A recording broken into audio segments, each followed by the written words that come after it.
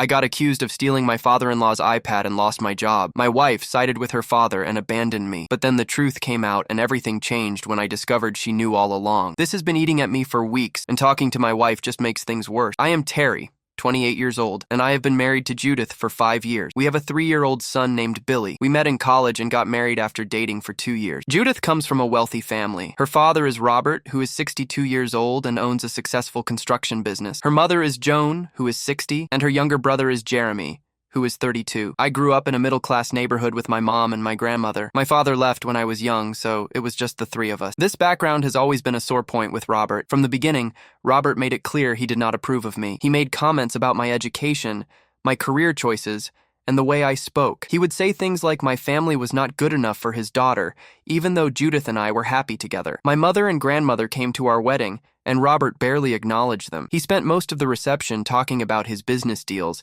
instead of celebrating with us. Judith used to brush off these comments, saying her father was just old-fashioned and did not mean anything by it. She would tell me that this was just how he was and that I should not take it personally. After we got married, we moved to a house that was about 15 minutes from Judith's parents. This was close enough for family visits, but far enough that we did not have to see them every day. For the first few years, things were manageable. Robert was never warm, but he tolerated me. 2 years ago, Robert's behavior started to shift. He became more controlling with Judith. He would call her multiple times a day about family business matters. He would tell her to visit more often, to bring Billy by, and to make sure she was doing things the way the family did them. Judith started spending more time at her parents' house, sometimes without me. I noticed she would come back stressed and worried about whether she was doing things right as a daughter. I tried to talk to her about it, but she said I was overreacting and that she was just trying to be a good daughter. This brings me to Christmas. Robert's birthday is on December 18th, and he usually hosts a large party at his house. This year was no different. We drove to their house on the afternoon of December 18th. The house is massive, with marble floors, high ceilings, and artwork on every wall. I have never felt comfortable there. Judith's mother was in the kitchen preparing food,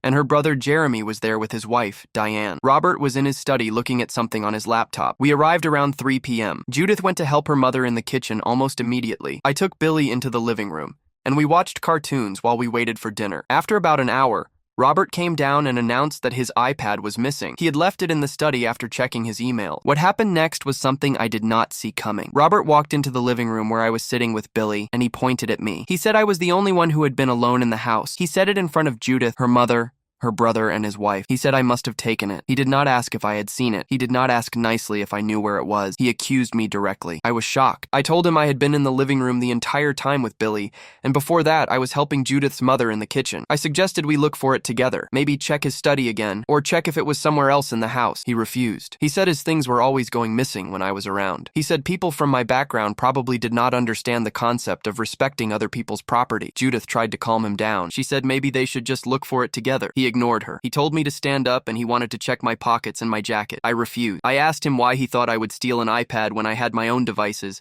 and I was not in financial trouble. He said that did not matter, that I was the type of person who would do this kind of thing. Then he picked up his phone and called the police. He said he wanted to report a theft. I could not believe this was happening. Judith started crying. Her mother looked shocked. Jeremy tried to talk to his father, but Robert just kept talking into the phone, telling the police that his son-in-law had stolen his iPad and he wanted them to come to his house. The police arrived about 20 minutes later.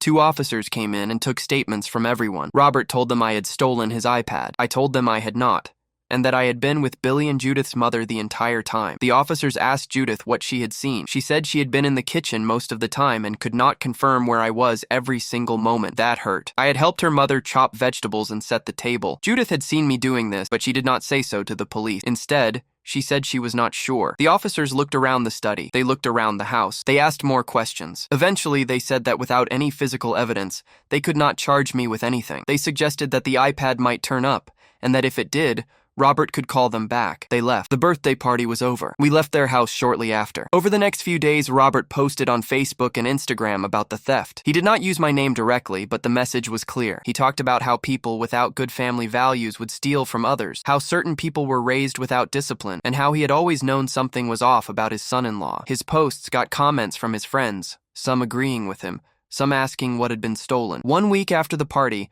I got a call from my boss. He said that a client had seen Robert's posts and was concerned about working with someone who had been accused of theft. The client was a big account, and they had decided to go with another company. The job fell through, and with it went a promotion I had been working toward for a year. I told Judith about the job. I expected her to be angry at her father, to defend me, to say something. Instead, she said I should just apologize to her father, and things would blow over. She said that fighting with him was only making things worse. She said I needed to be the bigger person. I told her I had not stolen anything, and I should not apologize for something I did not do. She said I was being stubborn, and that family was important, and sometimes you had to let things go to keep the peace. The week of New Year's Eve, Judith told me she wanted to go to her parents' house with Billy for the evening. I said I did not want to go. She said she was going anyway, and she was taking Billy with her. I told her that I did not think it was a good idea because her father had made it clear he believed I was a criminal, and I did not want our son in that environment. She said I was being unfair to her family, and that Billy should not be punished because of my issues with her father. She went anyway. She came home after midnight. Billy was asleep in her arms. She put him to bed and did not talk to me for the rest of the night. After that,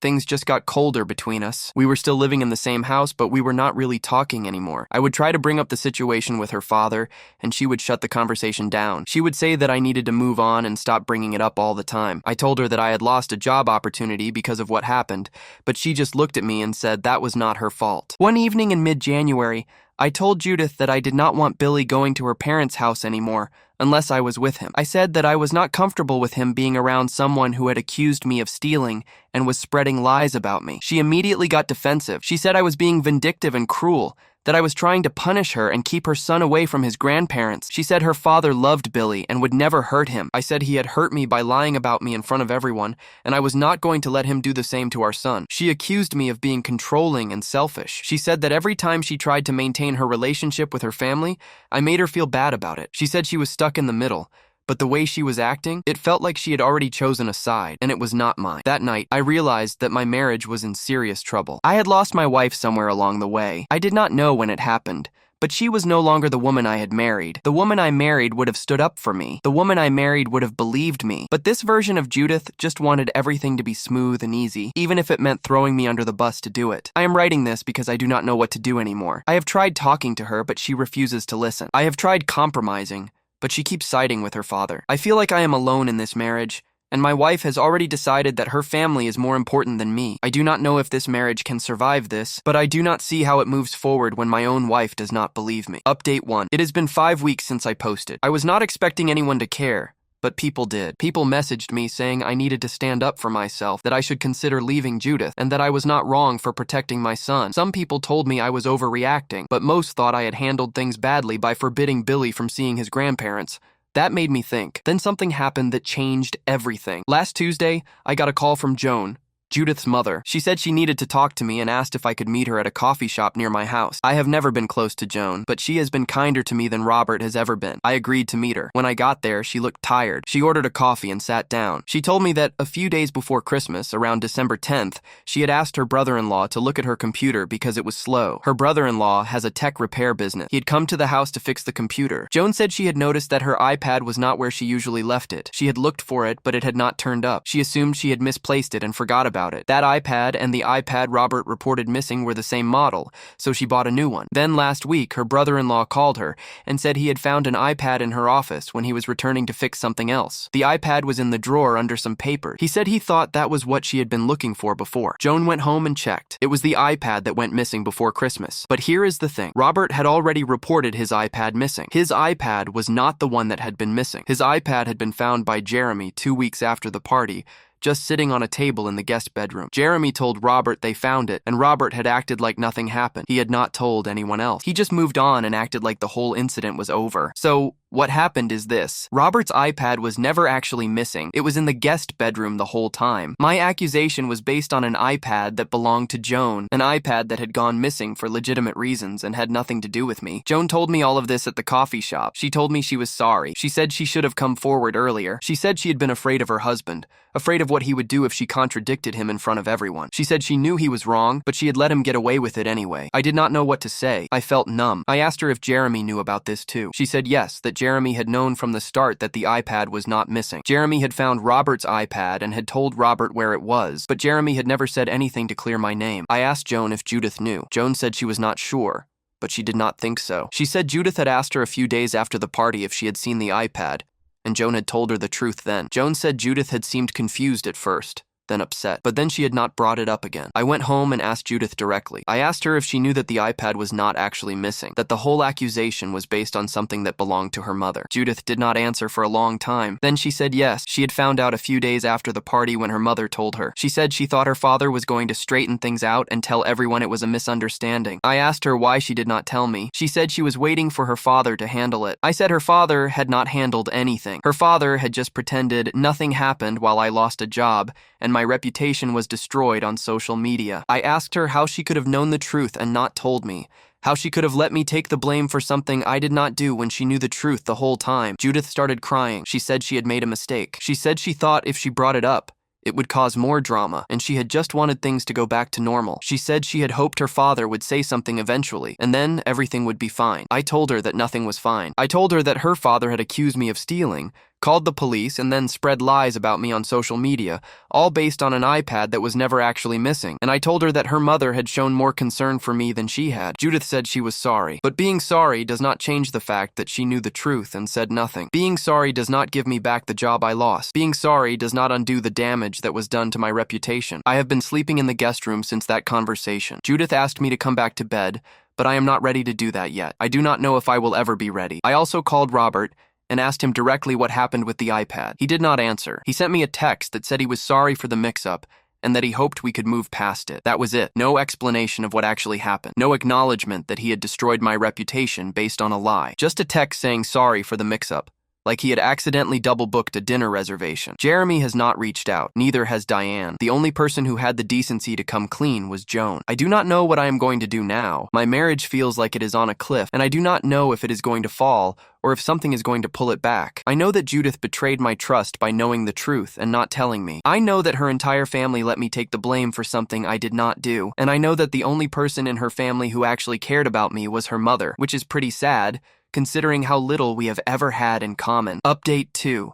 It has been 2 months since my last update. Things have gotten more complicated. After I found out that Judith knew the truth, I told her I needed some space. She asked if I wanted a divorce. I said I did not know, but I could not sleep next to her while feeling this way. She agreed to stay in the guest room instead. We were basically separated while living in the same house. About a week after Joan told me the truth, Joan called me again. She said she needed to talk to me about something else. We met at the same coffee shop. She ordered tea this time, which was different. She told me that she had been thinking a lot about what had happened, not just with the iPad, but with how Robert had treated me over the years. She said that Robert had always been controlling. She said that when Judith was younger, he would make decisions about her life, about her friends, about her education. Joan said she had let it happen because she did not want to rock the boat. She said she was tired of not rocking the boat. Joan told me that she had been considering leaving Robert for a while now. The whole iPad situation had just made her realize that she could not keep ignoring his behavior. She said she had been looking into lawyers and was thinking about filing for divorce. She asked me if I thought she should do it. I told her that I could not make that decision for her, but I understood why she felt that way. I told her I was sorry she was going through this. She asked me how Judith was doing. I told her Judith was not doing great,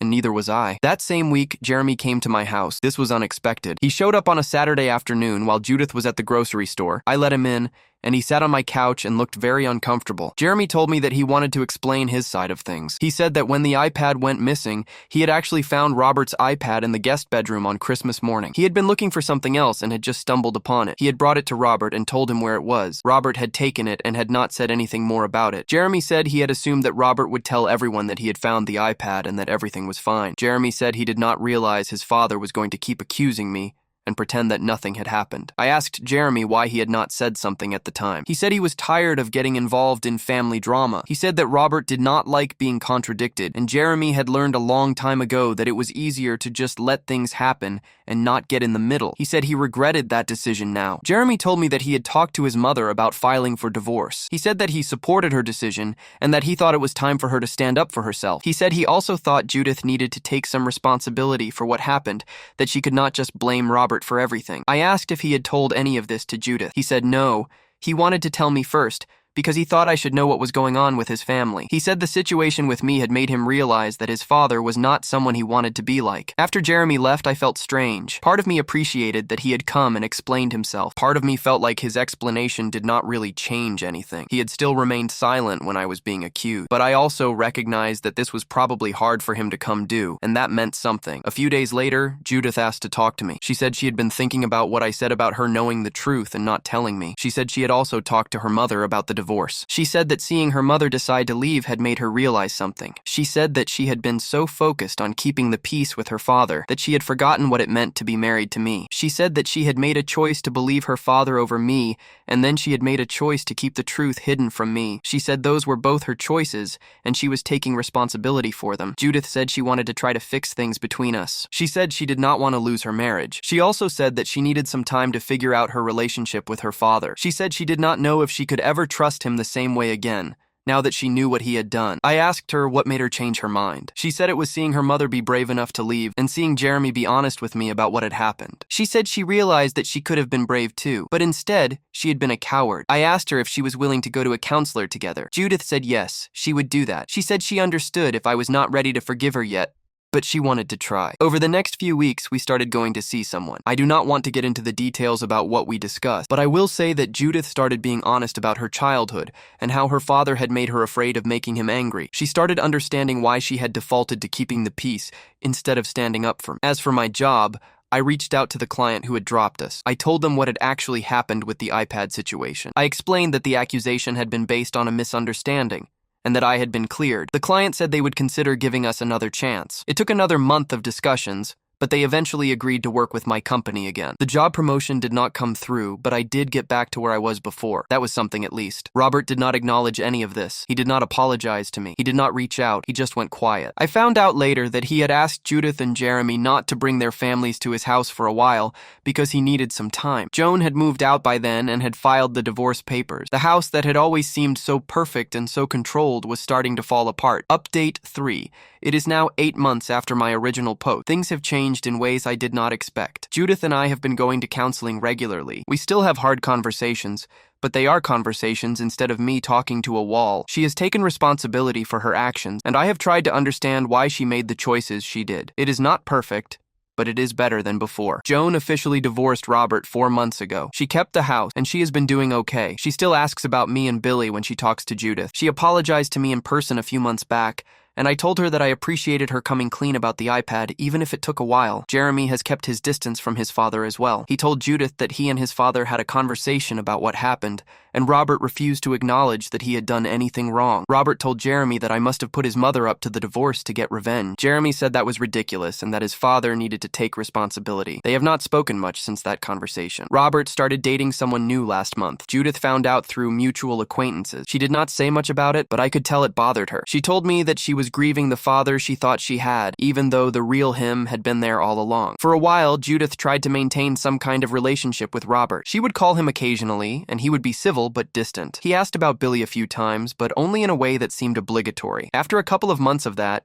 Judith decided she needed to take some space from him. She told him that she needed time to work through what happened before they could have a real relationship again. He did not respond well to that, but Judith held her ground. Billy has been asking about his grandfather less frequently. He was too young to understand what happened, but he picked up on the tension in the house before things started changing. Now that things are calmer, he seems happier. He still asks about his grandmother, though. Judith takes him to see Joan once a month, and those visits seem to go well. Judith got a promotion at her job. She has been more confident at work and at home. She told me that feeling like she had finally stood up for herself against her father had made her feel like she could stand up for herself in other areas too. We adopted a dog last month. It was not planned, but we saw one at the shelter and Billy fell in love with it immediately. Judith and I looked at each other and decided to do it. It felt like a small way of saying that we were starting fresh, that we were building something new together instead of just surviving in the wreckage of what came before. I still think about the job I lost and the damage to my reputation. I cannot fully let that go, but I have stopped blaming Judith entirely for it. She made a bad choice by not telling me the truth, but ultimately her father was the one who created this whole situation. He is the one who accused me falsely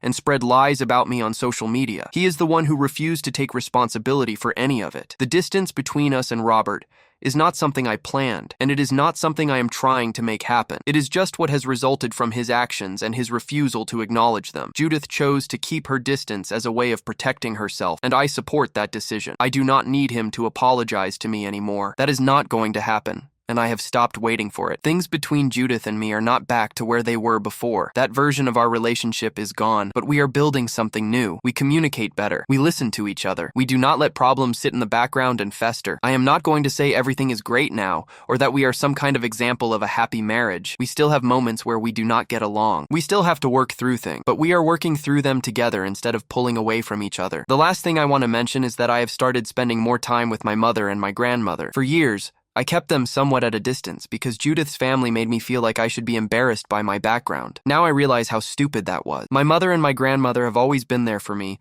and they have never treated me the way Robert treated me. Judith has actually been getting to know them better too. We went to my mother's house for dinner last week, and Judith and my mother had a real conversation for the first time in years. It was nice. I do not know what the future holds for any of us. I do not know if Judith and Robert will ever have a real relationship again. I do not know if Robert will ever understand what he did or how he hurt people. But I know that Judith and I have a chance to make things work, and we are both trying. I know that I have my son, and he is thriving. I know that my marriage is still standing, even though it was close to falling apart. That is what matters to me right now. This is where I am leaving things. I do not know if there will be more updates to write. Life is just moving forward from here.